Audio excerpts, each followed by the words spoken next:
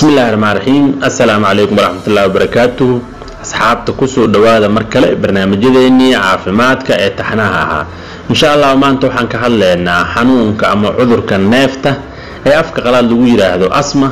kaas oo ku dhaco habdhiska neef mareenka annaga oo sheegi doono cudurkan neefta waxa uu yahay cudurkan waxa sababo calaamadaha gaarka lagu garto cudurkan dhibaatooyin ka dhashto iyo si loo daaweeyo ugu dambeyn waxaan sharxi doonaa macluumaad muhiim ah oo isku jira wacyigelin iyo talooyin ku aadan xanuunkan neefta annaga oo talan siin doona dadka qaba iyo kuwa aan qabin intaba insha Allah ku soo dhawaada mar kale barnaamijkeena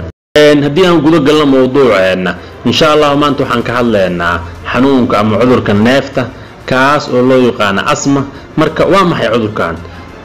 neefta ama asma waa cudur kamid ah cudurada ku dhaca habdhiska neef mareenka waxa uu kamid yahay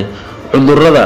lagu magacaabo chronic diseases oo ah xanuunada raaga ama waqti dheer jira gaar ahaan kuwa la noolaado oo qofka inta uu nool yahay uu qabaayo okay marka xanuunkan asma ama neefta waxa loo kala qaybiyaa laba qayb oo kala ah kow atopic asthma ama extrinsic asthma oo midka koowaad kan labaad waxa loo yaqaanaa ama la dhahaa nin atopic asthma ama intrinsic asthma marka labadaas ayaa loo kala qaybiyaa marka yaa sababa cudurkan neefta ilaa ay hadda ma cadda waxa sababa xanuunkan oo si sax ah loo mooga laakiin waxa jiro waxa loo yaqaan triggers ama stimulus oo ah wax kiciyo xanuunka asmada waxaan loo kala qaadaa waxyaabaha triggers ama kiciyo xanuunkan laba ayaa loo kala qaadaa kow waxa waaye waxa loo yaqaan environmental factors oo ah wax deegaanka la xiriiro oo aan sharxi doono laba waxa waaye waxyaabo la xiriira dhaxaltooyo oo loo yaqaan genetic factors marka labadaas ayaa loo aaneeyaa cudurkan marka haddii aan ku hormarno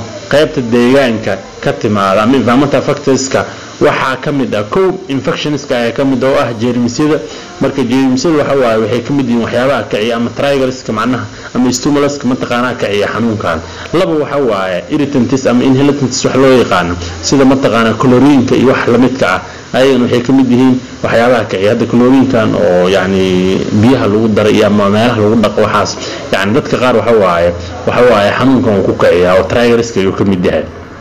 saddex waxyaabaha kiciya waxa kamid ah environment ama deegaanka ka imaanaya waxa kamid ah cold air oo ah mataqaanaa qabowga zaa'idka ah ama hawada qabow oo zaa'idka ah oo ka dadka qaar way dhibtaa oo xanuunkan ay ku kicisaa afar waxa waa exercise oo ah mataqaanaa jimicsiga yani dadka qaar waxa waa jimicsi markay sameeyaan ay qabatiin dareemaan oo waxa loo yaqaanaa exercise induced asthma ayaa loo yaqaanaa oo mataqaanaa wuxuu kamid yahay waxyaabaha dadka qaar ku kiciyo qof kasta ma aha marka afartaas ayaa ah kuwa ugu caansan ee lagala kulmo deegaanka kana mid ah waxyaabaha kiciyo asmada ama triggers of asthma okay qaybta kale waxa waaye dhaxaltooyo oo mataqaanaa ku timaado waxaan la dhahaa genetic factors marka waa wax la xiriiro family oo waxa loo aaneeyaa inuu qofka ka dhaxlaayo waalidkiis waa haddii waalidkiis ay hore u qabeen okay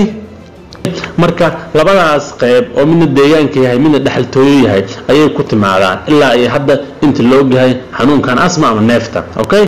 marka waxa la dhahaa xanuunkan asma waxa ugu badan ee kiciyo waa infections si hortiina ka muuqata waxaan la dhahaa waxa ugu sii badan viral infections oo jeermis nooc loo yaqaan viral tusaale ilmaha yaryar oo kala hadaan soo qaadana waxa ku kiciya xanuunkan viralka nooca loo yaqaano syncytial virus ee dadka waaweyn mataqaanaa marka la fiiriyo dhankooda ayagana waxa ku kiciya viralka nooca loo yaqaan ama triggers waxa kamid ah viralka nooca loo yaqaan rhinovirus okay marka waa number 2 wax ugu badan ee kiciyo cudurkan sidoo kale number 2 mataqaanaa waxyaabaha kiciyo waxa kamid ah daawooyinka qaar waxaan ugu badan daawada nooca loo yaqaan aspirin oo ah daawada ugu badan ee xanuunkan trigger garaysa ama kicisa ama stimulate garayso okay marka intaas waa waxyaabaha kiciyo ama the triggers of asthma okay marka waxa ugu gudgaleynaa calaamadaha marka waa maxay calaamadaha gaarka ah ee lagu garto xanuunkan waxay ku xiran tahay xaaladda qofka oo ula jeedo haddii xaaladiisu daran tahay calaamado badan oo daran ayaa mataqaanaa la arkayaa haddii iska caadi tahayna calaamado kooban ayaa la arkayaa okay laakiin hadda waxaan sheegaynaa calaamadaha guud ee cudurkan kow waxa waaye dry cough wax loo yaqaan ama qofka qunfac qallan in lagu arka laba waxa waaye shortness of breath wax loo yaqaan oo qofka naqas inuu qabto ama neefta inay ku dhagto saddex waxa waaye tiredness of chest wax loo yaqaan oo ah inuu ku dhaho qofka mataqaanaa waxaan ka dareemayaa culays inuu iga saaran yahay ama culays zaid ah waxaan ka dareemayaa xabadka ama feeraha afar waxa waaye wheezing wax loo yaqaano oo ah cod la maqlaayo kaas oo maqlaayo dhakhtarka markuu u adeegsado qalabkan hortiina ka muuqda ee loo yaqaano stethoscope kan dhakhtarka kaliya mataqaana ayaa ogaan kara oo bukaanka ma fahmi kara okay marka afartaas calaamad ayaa ugu caansan cudurkan okay marka inta badan dadka markay xanuunkan